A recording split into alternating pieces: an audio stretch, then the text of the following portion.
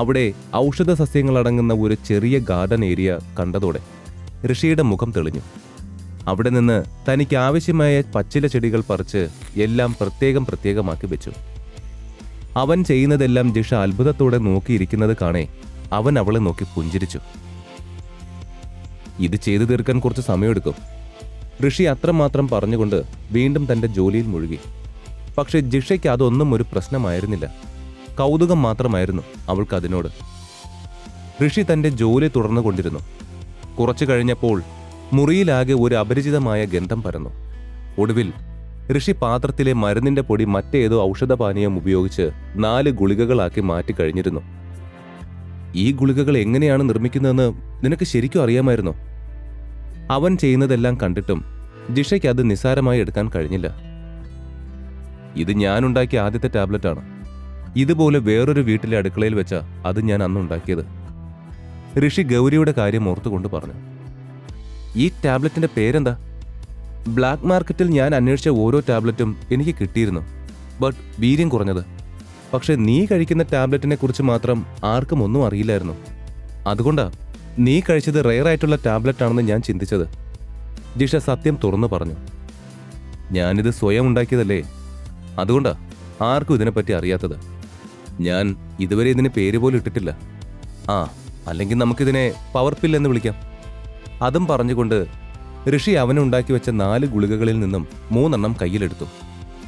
ഒന്ന് എനിക്കും തരൂ ഋഷി, ജിഷ കൗതുകത്തോടെ ചോദിച്ചു. അവളുടെ മുഖത്ത് അത് കഴിച്ചു നോക്കാനുള്ള ആവേശം പ്രകടമായിരുന്നു. അവൾക്ക് അവന്റെ കയ്യിലുള്ള ഗുളികകളെല്ലാം തട്ടിപ്പറിച്ചെടുത്ത് ഒറ്റയടിക്ക് കഴിക്കണമെന്ന് മനസ്സിലുണ്ടായിരുന്നു.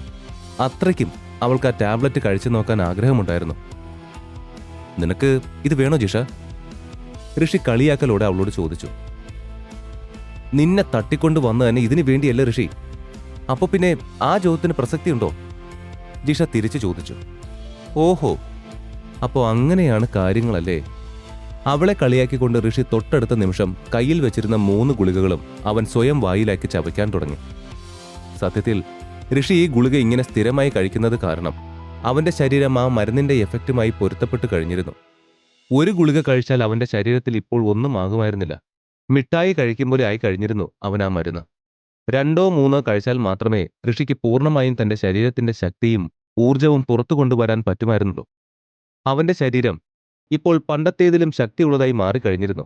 അതുകൊണ്ടാണ് അത്രയും ചതവും മുറിവും കത്തിക്കുത്തും ഒക്കെ ശരീരത്തിന് ഏറ്റിട്ടും സാധാരണ ഒരു മനുഷ്യനേക്കാൾ വേഗത്തിൽ അവൻ സുഖപ്പെട്ടത്. ഹോസ്പിറ്റലിൽ ഉണ്ടായിരുന്നവർ പെട്ടെന്നുള്ള ഈ സുഖം പ്രാപിക്കൽ കണ്ട് അമ്പരന്നിരുന്നു. നീ ഈ ഗുളിക എനിക്ക് വേണ്ടി ഉണ്ടാക്കിയതല്ലേ? എന്നിട്ട് നീ എന്തിനാ അത് കഴിച്ചേ? ജിഷ അവനോട് പരാതി പറഞ്ഞുകൊണ്ടിരുന്നു. ഇപ്പോൾ മേശപ്പുറത്ത് ഒരു ഗുളിക മാത്രം അവശേഷിച്ചു. അവൾ അത് പെട്ടെന്നെടുത്ത് വായിലിട്ടാലോ എന്ന് ചിന്തിച്ചു. കാരണം തനിക്ക് മുന്നേ ഋഷി വീണ്ടും ഈ ഗുളിക കൂടി എടുത്ത് കഴിച്ചാലോ എന്ന ഭയം അവൾക്കില്ലാതിരുന്നില്ല. എനിക്ക് ഈ ഗുളിക ഉണ്ടാക്കാൻ അറിയാമെന്ന് വെച്ച് ഇതെല്ലാവർക്കും കൊണ്ടുപോയി കൊടുക്കാനൊന്നും പറ്റില്ലല്ലോ. ഋഷി അവസാന ഗുളിക കയ്യിലെടുത്ത് വെച്ച് റോള് ചെയ്ത് കളിച്ചുകൊണ്ട് പറഞ്ഞു. സോറി ഋഷി, നിന്നെ തട്ടിക്കൊണ്ടുവന്നത് തെറ്റ് തന്നെയാ. ഇക്കാര്യത്തിൽ എന്നോടൊന്ന് ക്ഷമിക്കടാ, ജിഷ അവനോട് വീണ്ടും കെഞ്ചുന്ന പോലെ പറഞ്ഞു. ഒരു ചെറിയ പരിഹാസ ചിരിയോടെ ഋഷി തന്റെ പുരികമുയർത്തി കൂർപ്പിച്ചുകൊണ്ട് അവളെ നോക്കി. ജിഷയുടെ നോട്ടം എന്നാൽ അവന്റെ കയ്യിലെ ആ ഗുളികയിൽ നിന്ന് ഒന്ന് തെന്നി മാറിയത് പോലുമില്ല. ഞാനൊരു സത്യം പറയട്ടെ, ഈ ഗുളികയിൽ നിന്നും പണം ഉണ്ടാക്കണമെന്ന് തന്നെയാണ് എന്റെ ലക്ഷ്യവും. എന്നാൽ ഇപ്പോൾ പണമാണോ പ്രധാനമെന്ന് എനിക്ക് വലിയ ഉറപ്പില്ല. പിന്നൊരു കാര്യം, ആരും എന്നെ ഉപദ്രവിക്കാൻ നിൽക്കുന്നത് എനിക്ക് തീരെ ഇഷ്ടമല്ല. സോറി, തെറ്റ് എന്റേതാണ്. നീ വേണൽ ഒരടി എന്നെ തിരിച്ചടിച്ചോ?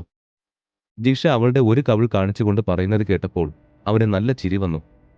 ഇത്രയ്ക്കും അവൾക്ക് ഈ ഗുളികയോട് എന്താ താല്പര്യമെന്ന് മാത്രം അവന് മനസ്സിലായില്ല. ഇനിയും വെറുതെ അവളെ കളിപ്പിക്കാൻ നിൽക്കാതെ ഋഷി ജിഷയ്ക്ക് ആ ഗുളിക കൊടുത്തു. ഒന്ന് ആലോചിക്കാൻ പോലും നേരം കളയാതെ ജിഷ ഗുളിക അപ്പോൾ തന്നെ വായിലേക്കിട്ട് വിഴുങ്ങിക്കഴിഞ്ഞിരുന്നു. ഋഷി അവൾ ഗുളിക കഴിച്ച് കഴിഞ്ഞതോടെ അവർ തമ്മിലുള്ള ഡീൽ അവസാനിച്ചു എന്നാണ് കരുതിയത്. എന്നാൽ അവളെ സംബന്ധിച്ചിടത്തോളം ഇതൊരു തുടക്കം മാത്രമായിരുന്നു. അവളുടെ മനസ്സിൽ വേറെ വലിയ പദ്ധതികൾ ഉണ്ടായിരുന്നു. ഗുളിക കഴിച്ചതിന് ശേഷം അവളുടെ മുഖം സന്തോഷം കൊണ്ട് പ്രകാശിക്കുന്നത് ഋഷി കണ്ടു. ഇപ്പോൾ നിന്റെ ബോഡിക്ക് ഒറ്റ ഗുളിക മതി. ആദ്യമേ തന്നെ ഒന്നിൽ കൂടുതൽ കഴിക്കാൻ നിൽക്കണ്ട. ഇത് ഞാൻ നിനക്ക് തന്ന ഫ്രീ സാമ്പിളാണ്. പക്ഷേ ഇനി മുതൽ നിനക്ക് ഈ ടാബ്ലറ്റ് വേണമെന്നുണ്ടെങ്കിൽ എന്നെ ഇങ്ങനെ തട്ടിക്കൊണ്ടുവരാമെന്നാണേൽ അത് നടക്കില്ല. റേറ്റ് എത്രയാണെന്ന് വെച്ചാ അത് തന്നു തന്നെ നീ ഇത് വാങ്ങണം. പിന്നെ ഇതുപോലുള്ള ഗുളിക ആണെന്നും പറഞ്ഞ് നീ ഈ ബ്ലാക്ക് മാർക്കറ്റിൽ നിന്നും വാങ്ങി ഏതെങ്കിലും ഒക്കെ കഴിച്ചാൽ ഇപ്പോ ഇങ്ങനെ ഞാൻ തന്ന ഗുളിക കഴിച്ചിട്ട് നിൽക്കുന്ന പോലെ നീ നിന്നെന്ന് വരില്ല. അതിനൊക്കെ നല്ല സൈഡ് എഫക്റ്റ് ഉള്ളതാ, കേട്ടല്ലോ. അവളുടെ ആവേശം കണ്ടിട്ട് എടുത്തു ചാടി എന്തെങ്കിലും മണ്ടത്തരം കാണിക്കുമോ എന്ന പേടി തോന്നിയത് കൊണ്ടാണ് ഋഷി ജിഷയെ ഉപദേശം രൂപേണ കാര്യം പറഞ്ഞ് മനസ്സിലാക്കിയത്. അവളോടെന്തോ അവൻ അങ്ങനെ ദേഷ്യമൊന്നും തോന്നിയിരുന്നില്ല. ഋഷി പറയുന്നതൊക്കെ അവൾ കേൾക്കുന്നുണ്ടെങ്കിലും ജിഷ മറ്റെന്തോ ചിന്തയിലായിരുന്നു. എങ്കിൽ ഞാൻ പോട്ടെ. ഋഷി അവിടെ നിന്നും പോകാൻ തിരിഞ്ഞതും അവൾ അവന് ഉത്തരം നൽകുന്നതിന് പകരം ജിഷ സോഫയിലിരുന്നു. എന്നിട്ട് ഋഷിയോടും തനിക്ക് എതിർവശത്തുള്ള സോഫയിലേക്ക് ഇരിക്കാൻ പറഞ്ഞു. സോഫയിൽ വന്നിരുന്നു കൊണ്ട് ഋഷി ആശയക്കുഴപ്പത്തോടെ അവളെ നോക്കി. ജിഷ, നീ പറഞ്ഞ പോലെ ഞാൻ ഗുളിക ഉണ്ടാക്കി തന്നില്ലേ? ഇനി എന്താ നിനക്ക് വേണ്ടത്? എനിക്ക് ഒരുപാട് ജോലിയുള്ളതാ. വെറുതെ എനിക്ക് ഇവിടുന്ന് സമയം കളയാൻ ഒട്ടും താല്പര്യമില്ല. അവന്റെ ക്ഷമ നശിക്കുകയാണെന്ന് ജിഷയ്ക്ക് അവന്റെ സംസാരത്തിൽ നിന്നും തന്നെ മനസ്സിലായി. ഋഷി, എനിക്ക് ഈ മെഡിസിനെ കുറിച്ച് എല്ലാം അറിയണം, എല്ലാം. അവൾ അവനോട് വളരെ ഗൗരവത്തോടെ ചോദിച്ചു. ഈ ഹെർബൽ മെഡിസിനെ കുറിച്ച് നിനക്ക് എന്തറിയണമെന്ന്? ഋഷി ഇത്തവണ ഞെട്ടലോടെ ചോദിച്ചു. ഇതിനു മുൻപുള്ള ഋഷിയിൽ നിന്ന് ഗുളിക വാങ്ങിയ ആരും ഇങ്ങനൊരു കാര്യം അവനോട് ചോദിച്ചിട്ടില്ല. ആദ്യമായി തന്നോട് അങ്ങനെ ഒരാൾ ചോദിച്ചത് കൊണ്ട് തന്നെ അവൻ എങ്ങനെ അതിനോട് പ്രതികരിക്കണം എന്ന് പോലും അറിയില്ലായിരുന്നു. ഋഷി, ഞാൻ തമാശ പറയല്ല. എനിക്കിത് പഠിക്കണം. നിന്നെപ്പോലെ ഇത് എന്താണെന്നും എങ്ങനെ മാനുഫാക്ചർ ചെയ്യണമെന്നും എനിക്ക് പഠിക്കണം. നിനക്കെന്നെ എല്ലാം പഠിപ്പിക്കാൻ പറ്റുമോ? ഈ വിഷയത്തിൽ നീ എന്റെ ഗുരുവായിക്കോ? ജിഷ തീരുമാനിച്ചുറപ്പിച്ചതുപോലെ പറഞ്ഞു. ഞാൻ നിന്റെ ടീച്ചർ? കൊള്ളാം. ഇക്കാര്യത്തിൽ ഞാൻ സ്വയം ഒരു വിദ്യാർത്ഥി മാത്രമാണ് ജിഷ. അങ്ങനെയുള്ളപ്പോ ഞാൻ എങ്ങനെയാ നിനക്ക് ഗുരുവാവുന്നത്?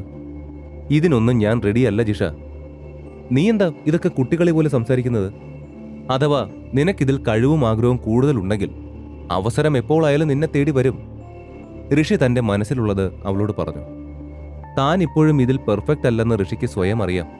ഈ ഹെർബൽ മെഡിസിൻ ഒരു കടൽ പോലെ വലുതാണ്. അതിലേക്കൊന്ന് കാൽ നനച്ചിട്ടേ ഉള്ളൂ താനെന്നുള്ളത് മറ്റാരെക്കാളും ഋഷിക്ക് നന്നായി അറിയാം.